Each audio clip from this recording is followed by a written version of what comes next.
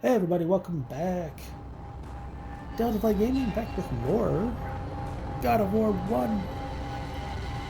And in the last episode, we finished up Hermes, and now we're going to dive into Hestia. So, Hestia, her parents are Kronos and Rhea. She didn't have any kids, which is, I don't know, all the gods and goddesses, it just seems weird for them not to, especially when you have people like Zeus who's like, yeah, I've got kids with her, you know. She didn't have any cult titles or anything like that, but she was like, you'd see like a veil or a branch. You usually would see her in like relief paintings or sculptures with a veil or a branch alongside her. She did have a couple sanctuaries or rituals. The first one is the amphidromia. It's basically the ritual in which the father would run around the hearth inside the house with their 2-week-old infant. It's like a protection, kind of like a protection as well as like I need my kid to be well kind of thing, safety kind of bit. And then as well as she had a building for her sanctuary, it would be the Prytany building. It was a public building found, in a bunch of different cities, not just like one, you gotta go here, just one city kind of thing. And in that building, they kept the fire going in the hearth, like the whole time. Like it was just non-stop. They kept the fire running. So Hestia literally translates into hearth. I don't know if it's like current Greek or like ancient Greek, but it translates into hearth. She was the firstborn child of Kronos and Rhea. Again, like I said, she had almost no temples, no rituals, no shrines, there's Hestia. There you go, my first kid, kind of thing. But she was worshipped in the home. And like I said, with those buildings that kept the ever-burning fire, like we're not going to let the fire go out. And she would get a piece of like all cooked, any kind of sacrifice that involved cooking. They would, I have this like 8 ounce steak. I'm going to cut off like a small amount, throw it in the fire. The rest I will eat. Cutting off a small piece and giving it and throwing it in the fire. That's my like tribute to her. So with the ritual, the amphidromia ritual, it happens 2 weeks after the child is born, and there's a festival that the family does, kind of like, yay, you're now a part of the family. Woo! And what the father will do, he picks up the child and he runs around the hearth inside the house 3 times, and then he places the child down in front or nearby near the hearth. And what this basically does is to them it would be something that connects the child to the hearth and family. And then, the kind of with that, how you see like, hey kids, gather around the fire and let me retell you a story kind of idea. It's kind of similar to something like that, where it brings everybody together. We're all sitting together as a family, and we're listening to a story. We're listening to, we're connecting. We're coming together as a bit of a family. And this kind of goes to show a bit of like compare and contrast, where if you see like with Hermia and Hestia, with like Hermes, you see him, he's out on the road. He's out in the country, he's out in the cities, he's out on the roads, he's just out and about everywhere. But if you look at Hestia, she's fixed. She's at a fixed location in every home. And with Hermes, he's seen more with him. He encourages exchange, movements, contacts, interacting, socializing with others, just kind of being out and about. With Hestia, with again her being, fixed to, inside in the hearth inside the house, it's more of, I'm going home. I'm going home, I'm going away from everybody. Not so much I don't want to be near anybody, but more just I'm going home and I'm away from others. And with Hermes, he kind of tends to link, men with public places, like men being out in the square, because back then that was pretty much how it kind of ran. You had the male bureaucrats and all this other stuff, and they had all these big jobs. And at the same time, with Hestia, it would put them more with the wife or the females being kind of more associated with being at home.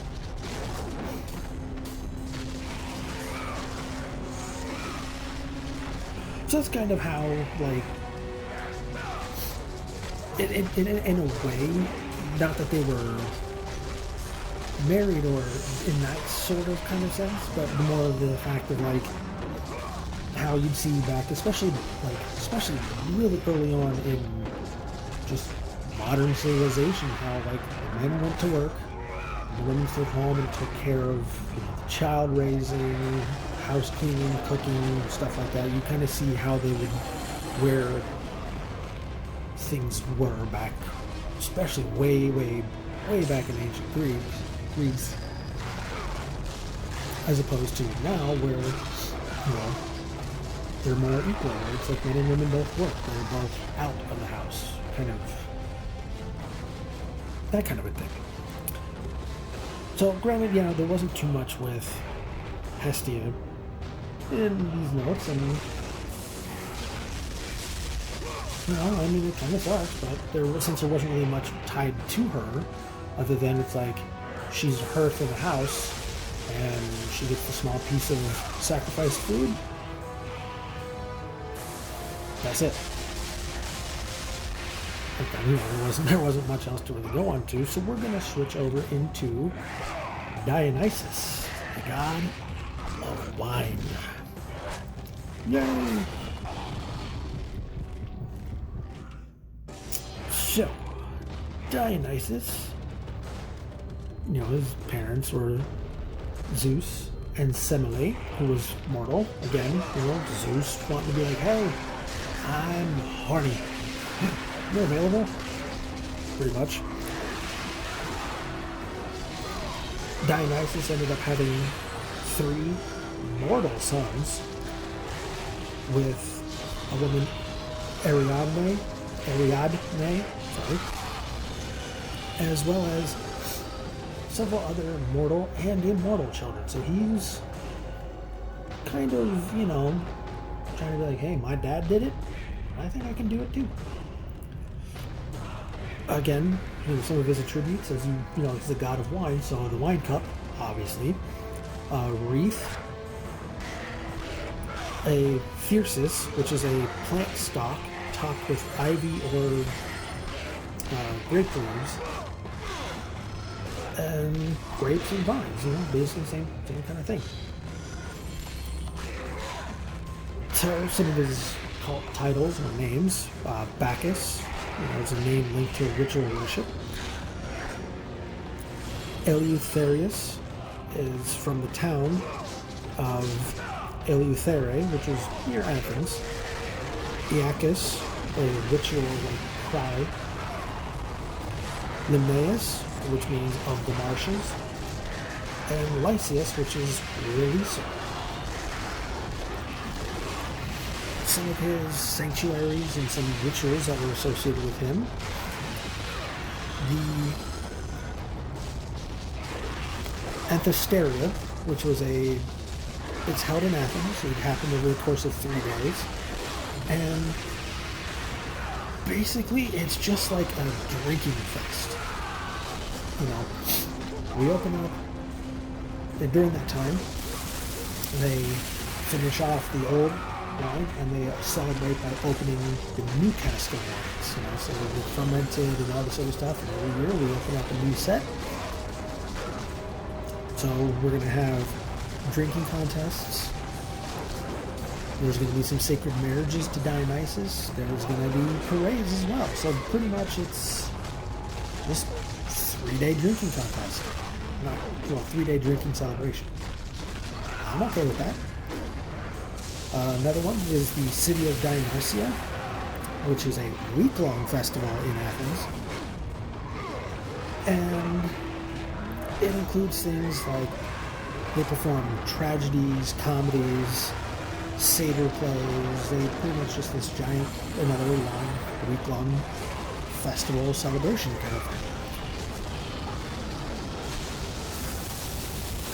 The country Dionysia, or the rural Dionysia, which was a local festival which was set in the attic, not like the attic, you know, top part of the house, but like in the city of Attic. Countryside, you know, there were songs, dramatic performances, processions, you know, pretty much he's more of a like party kind of guy. And then he also had a few mystery cults that were kind of affiliated. It's like, yeah, we're attached to him, but not really. They're more like groups that underwent some sort of like a secret initiation and then worshipped him, but not kind of like out and about. Like, I worship so-and-so. Hooray! Kind of thing. It was more just like, I'm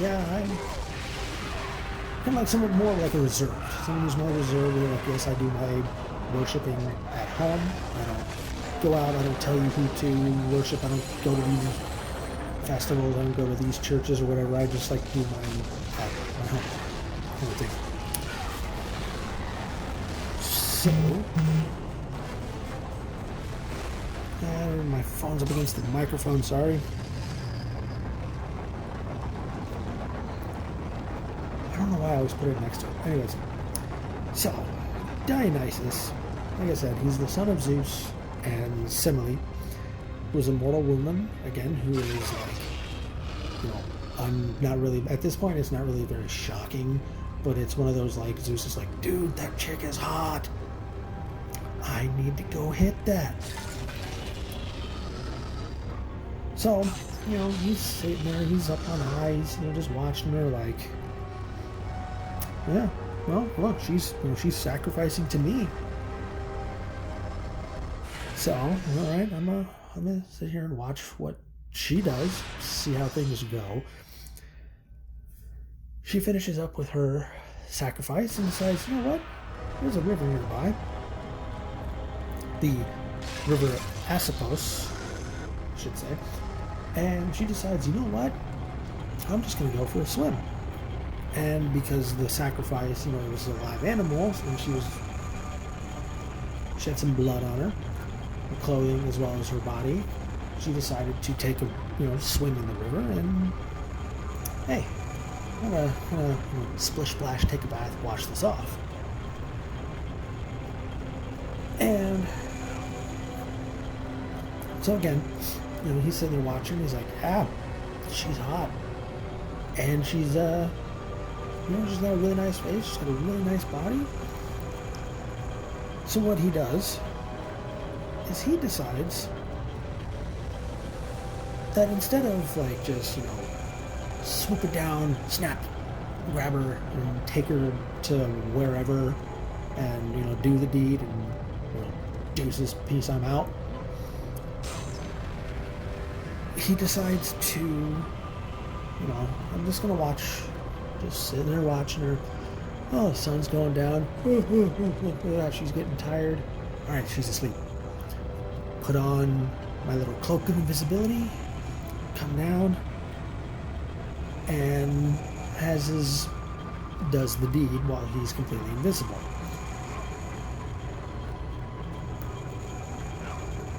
And, does this deed and gone. He's back up on high. She wakes up the next morning and she's like, oh my God, I'm pregnant. And she knows, she's like, hey, this is a god. This whoever put this baby in me, it's definitely a god. It's not some, Joe Schmo from down the road.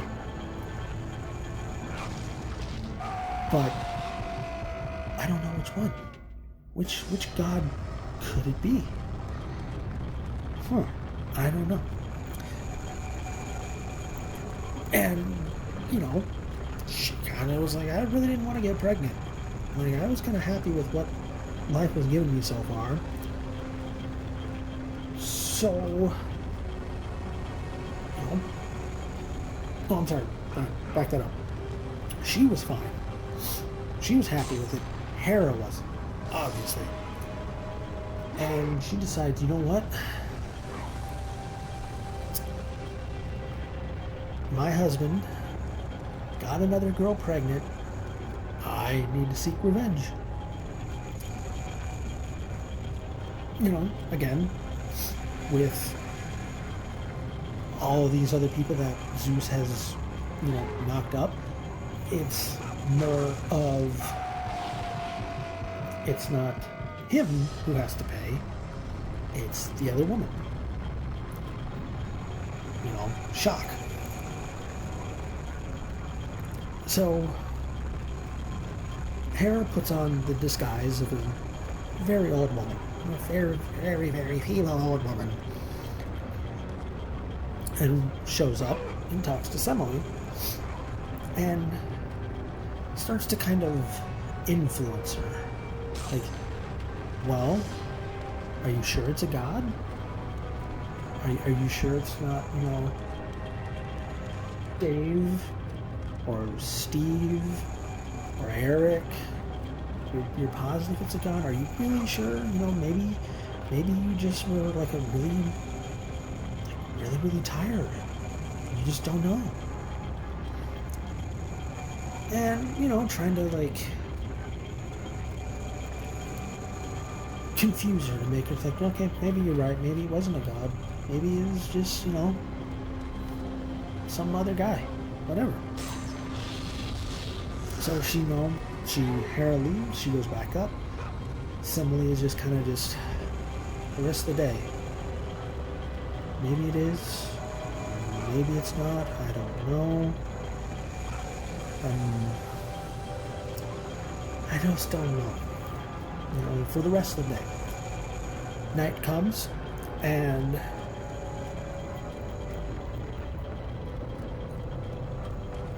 she's sitting at home, still wondering, still couldn't figure out who's the baby daddy. And then all of a sudden, Zeus shows up. And he's like, hey, guess who that baby is? This guy's. And he's like, you know what? How about this? I really like you. You're really hot. So what I'm going to do is I'm going to give you one wish.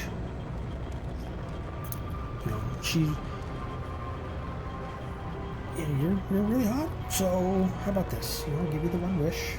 Whatever it is, being Zeus, I will grant it. Like I said, doesn't matter. So she thinks, I don't know who the dad is. I know it's a god. Or maybe it's not. That's my wish. I want to know. Who's the baby daddy? And Zeus was kind of like, oh shit. That backfired. Like, I was hoping maybe she would have wished for, give me money, give me money, give me money. Or give me wealth. Give me a great land. Good husband. Something. Other than, who's the baby daddy? Alright. Well, you know, he's like, hey, are you really sure? Because you don't know. Like, it could be somebody you don't want. It could be somebody who you despise. It could be anybody. Hell, it could be even be me. It's, you know, not exactly the best. Yeah. Well, maybe you can take back your wish. She's like, no. And Zeus is kind of like, all right, check this out. Look. I can make a small little thunderstorm. A little lightning bolt in a storm. Like, I really think you ought to reconsider, because you don't know what these gods can do. Especially if it's basically unknown or unwanted. And she's like, no, I want to know. And this is where we're going to have to stop. So I will see you next time.